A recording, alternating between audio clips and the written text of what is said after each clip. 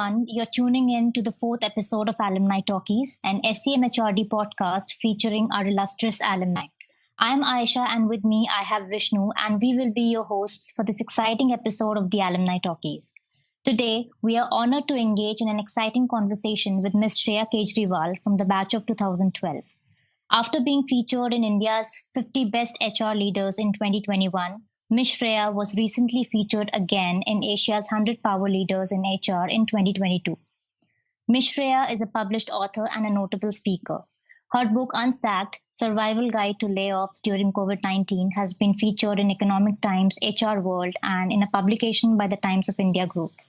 She has worked with distinguished companies like the Godrej Group, Media.net, JUMO, Nestle, ITC, Aon, Hindustan Unilever, and D.E Shaw Co.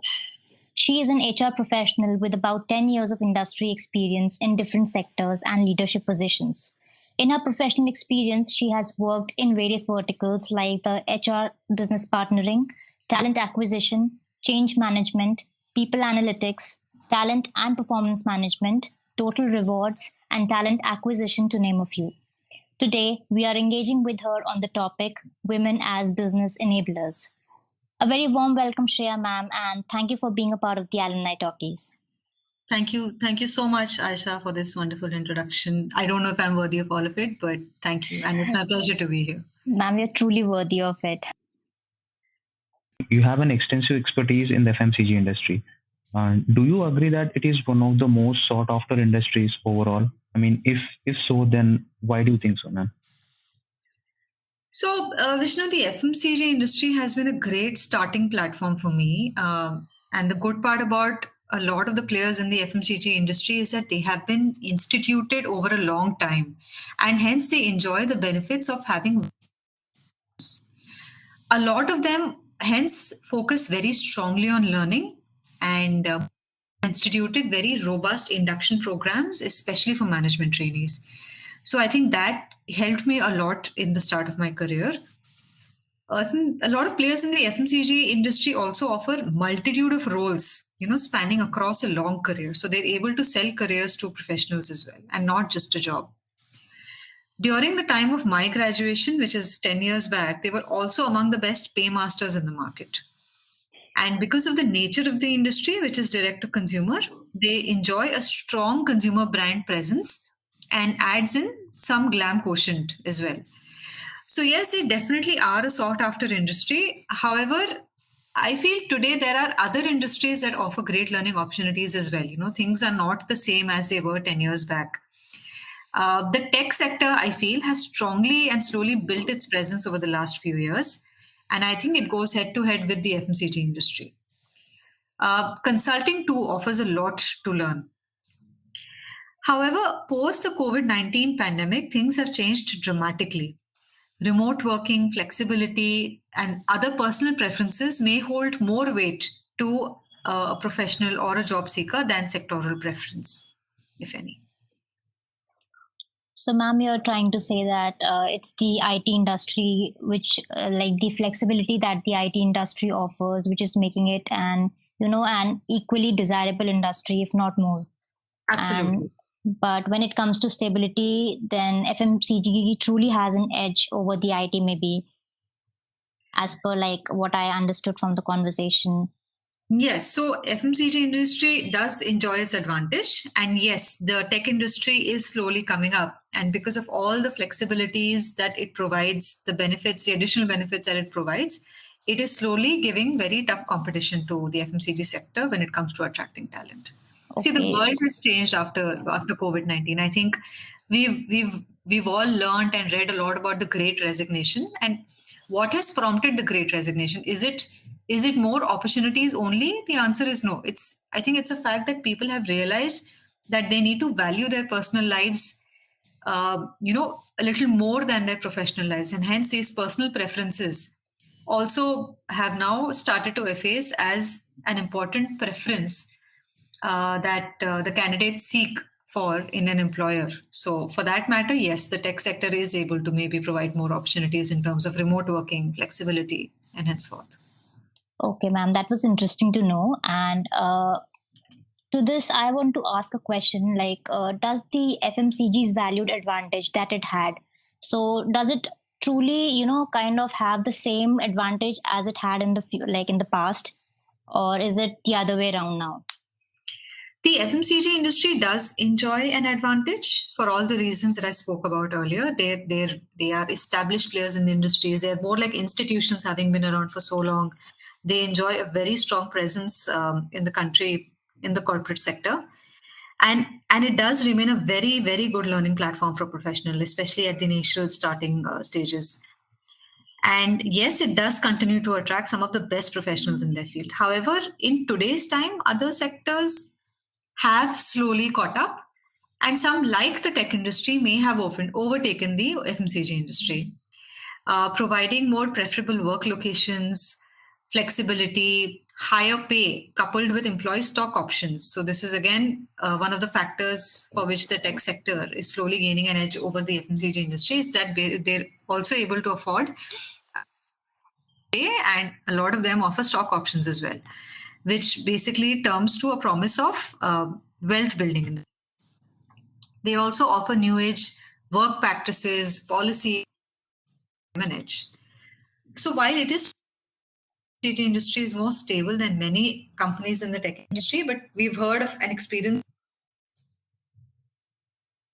investor pressures leading to job insecurity. We've heard of funding winter in the recent times.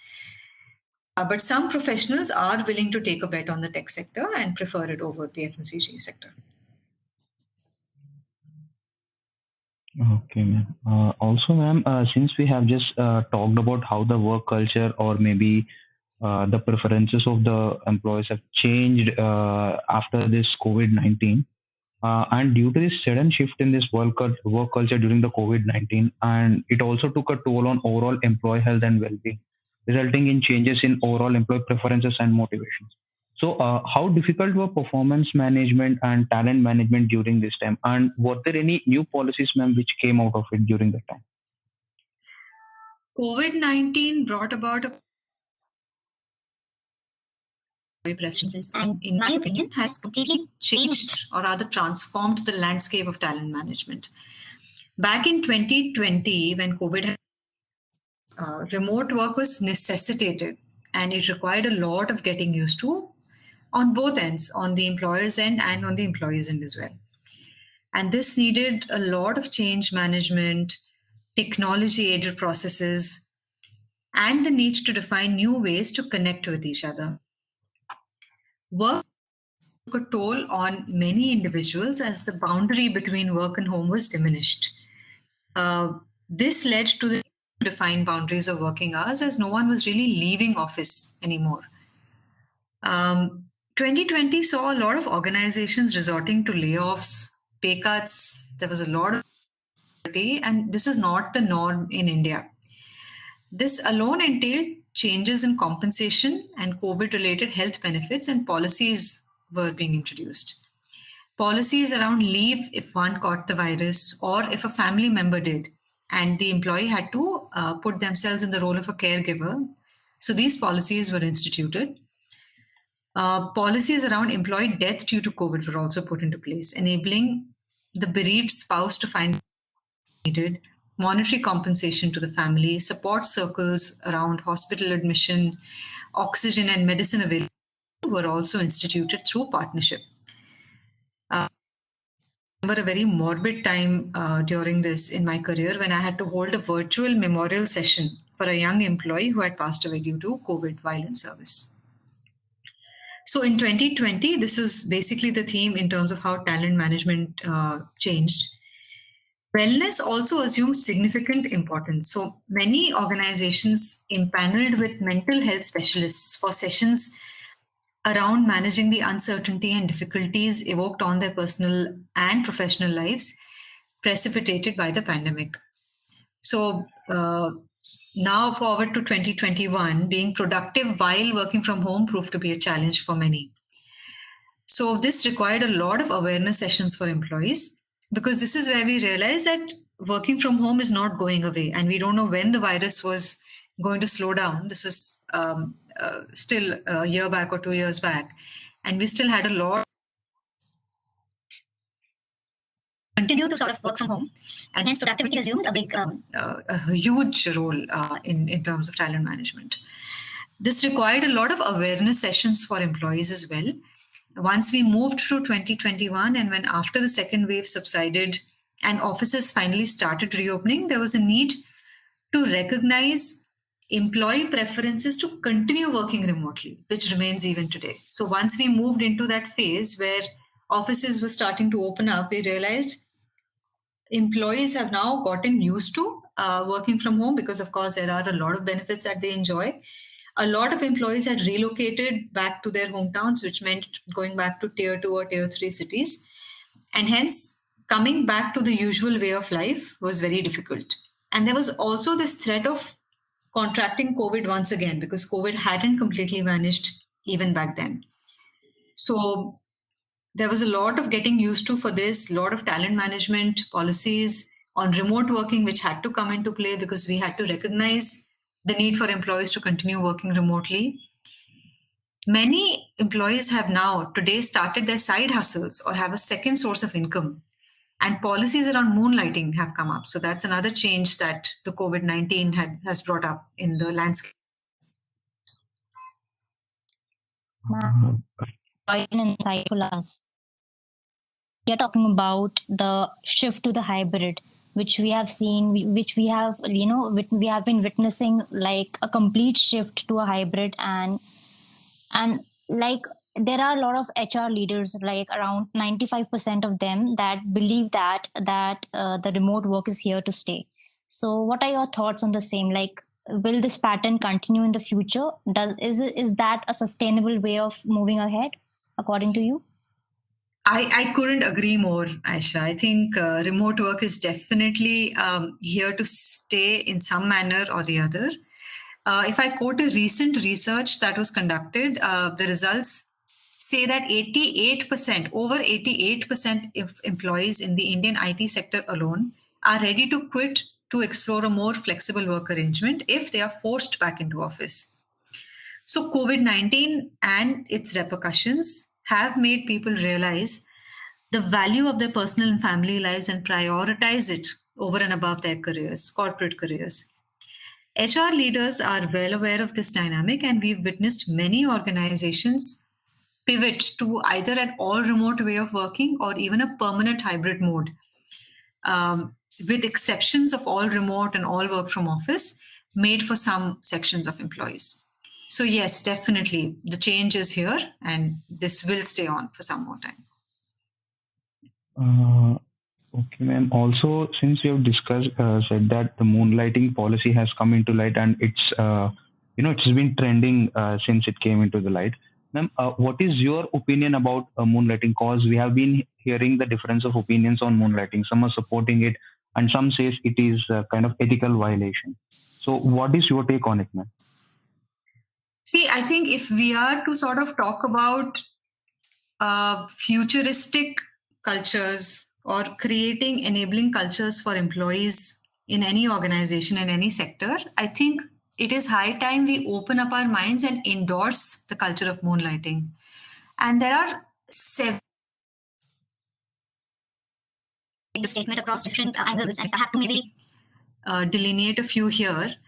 The biggest is that, see, an employee, it's a contractual relationship that an organization has with an employee, where the employee agrees to perform certain goals, to conduct certain activities, which is part of the job description or even above and beyond, during a certain stipulated time. And, this obviously in all the appointment letters that are given out, the time is mentioned because this is in accordance with either the Factories Act or the Shops and Establishments Act, or the state that the office is operating in. So I don't think organizations are in any what the employee does after the work hours get over. So whether they go home and spend time with their families, or they go home and take up a side hustle, or for their they do anything for that matter which could be generating any kind of income, I don't think there is any to monitor that or any need to sort of discourage that as well, because you can't have control over your employees and what they do. The caveat to this is when employees work for competitor organizations. I think that goes against the spirit of working for the parent organization, and that should be maybe not allowed. So if I have to give an example, if we are talking about an employee who does software coding for, let's say, Accenture as an organization, and if TCS or Infosys is a competitor, then as a side hustle, the employee shouldn't be coding or making a software program for these competitor organizations. That would be a violation and maybe not taken in the right spirit, because it's the same kind of job that you do for a competitor organization. However, if the same employee who, let's say, engineer in Accenture, comes home and, let's say, starts an Instagram channel on cooking recipes and, learns to monetize that, I don't think there's any problem with that. The reason why I feel moonlighting should be encouraged is research has shown that if you spend more time, we as human beings, if we spend more time doing things that we love, which basically means what we take up as a side hustle, it only makes us more productive in our day job. So in fact, it is beneficial for the organization if they encourage their employees to take up a side hustle or moonlight. Okay, ma'am. Thanks for the insights.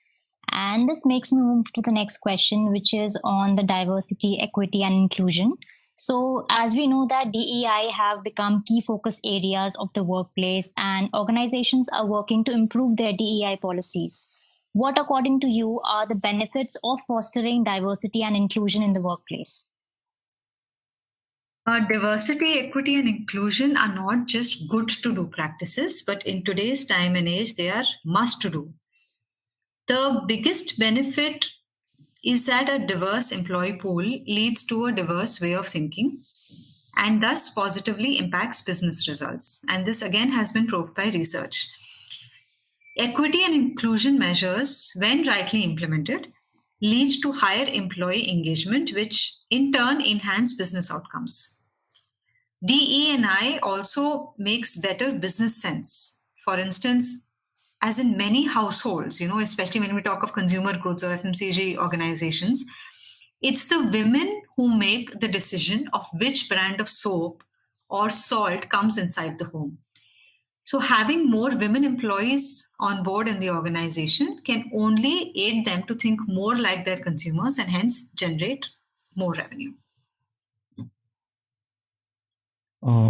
Thank you so much, ma'am. That was great. So we have seen organizations endorsing diversity, equality, and inclusion in the workplace, but at the same time, they're looking for culture fit rather than culture add candidates. So, what are your thoughts on the same? I feel that any organization through an external hire will always try to look for culture add rather than simply a culture fit candidate. And this holds true as in when you hire candidates at higher levels. And this is one of the ways to induct a higher performance-driven culture in the organization.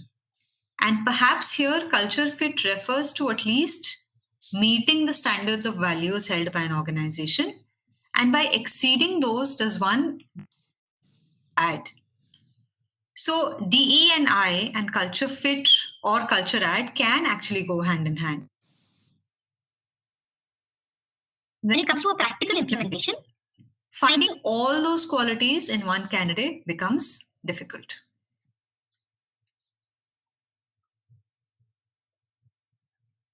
Okay, ma'am. So, ma'am, that sounds great. We know that you truly have a very inspiring journey, and I do believe that our audience will definitely be pumped up after listening to all of this, and they would, rather like you to, give some suggestions as to what you would like to suggest the students of SCMHRD who aspire to be future leaders and achieve similar milestones as you have. Sorry, you want me to give some suggestions to the students, is it? Yeah, yes, ma'am.